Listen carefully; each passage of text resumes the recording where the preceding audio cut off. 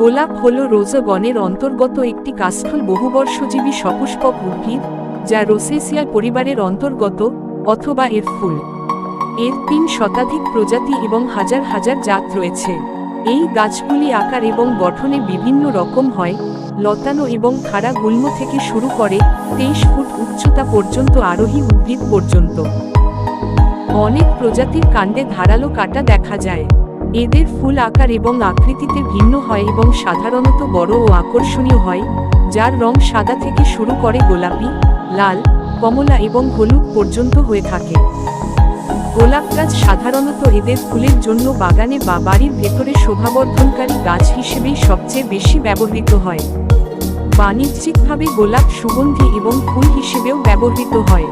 কিছু ক্ষেত্রে এই গাছ গ্রীষ্মবর্ধক উদ্ভিদ হিসাবে, গেম কভার এবং ঢালুস্থানের স্থিতিশীলতার মতো অন্যান্য কাজেও ব্যবহৃত হয়।